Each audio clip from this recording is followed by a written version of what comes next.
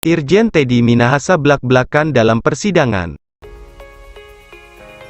Yang mengherankan saya adalah apa yang menjadi dasar merilis saya positif narkoba dan apa pula yang menjadi dasar meralat bahwa saya negatif narkoba.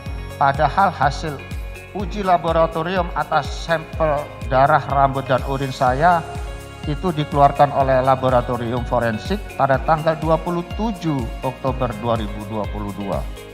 Irjen Teddy Minahasa terdakwa kasus peredaran narkoba membongkar percakapan rahasianya dengan Dir Narkoba Bareskrim Polri Kombes Mukti Juharsa.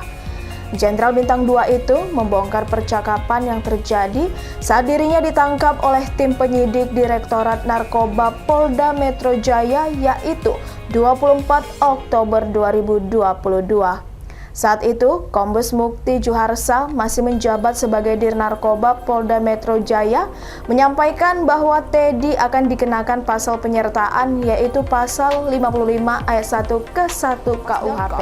Kemudian, Teddy membongkar percakapannya pada 4 November 2022 saat ia dipindahkan ke rutan Polda Metro Jaya. Teddy dihampiri oleh Mukti Juharsa dan Doni Alexander sekaligus. Dalam percakapan tersebut, keduanya menyampaikan permohonan maaf kepada Teddy karena hanya menuruti perintah pimpinan. Sayangnya, tak dijelaskan siapa pimpinan yang dimaksud. Terdakwa kasus peredaran narkoba, Irjen Teddy Minahasa membeberkan percakapan dirinya dengan Brigjen Mukti Juharsa, Dir Narkoba Bareskrim Polri dan AKBP Doni Alexander, Wadir Narkoba Polda Metro Jaya. Percakapan itu terjadi saat dirinya ditangkap tim penyidik Direktorat Narkoba Polda Metro Jaya pada tanggal 24 Oktober tahun 2022.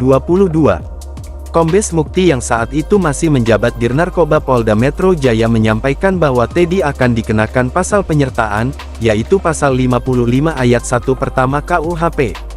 Saat saya dijemput oleh penyidik dari Polda Metro Jaya, dalam rangka pemindahan tempat penahanan, saya dibisikin oleh Wadir Res Narkoba Polda Metro Jaya, Pak Doni Alexander sebagai berikut, mohon maaf Jenderal, Jenderal seperti orang tua kami sendiri, mohon maaf kami hanya menjalankan perintah pimpinan, sengaja kami sertakan pasal 55 KUHP untuk memperingan Jenderal, ujar Teddy saat membacakan pledoi atau nota pembelaan dalam persidangan di Pengadilan Negeri Jakarta Barat.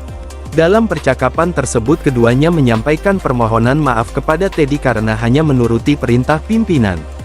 Tanggal 4 November tahun 2022 Dir dan Wadir Res Narkoba Polda Metro Jaya menghampiri kamar sel saya, dan mengatakan, mohon izin Jenderal, kami semua tidak percaya Jenderal melakukan ini.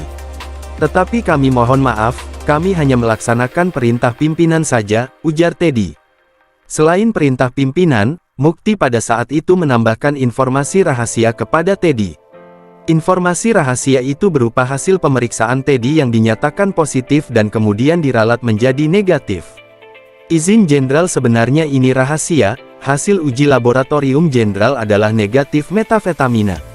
Tadinya kami berharap hasilnya positif agar dapat kami terapkan pasal 127 saja, sehingga Jenderal cukup direhabilitasi saja, kata Teddy, mengingat kembali perkataan Mukti kala itu.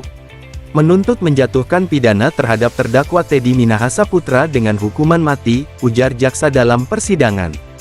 Dalam tuntutannya, JPU meyakini Irjen Teddy Minahasa bersalah melakukan jual beli narkotika jenis sabu.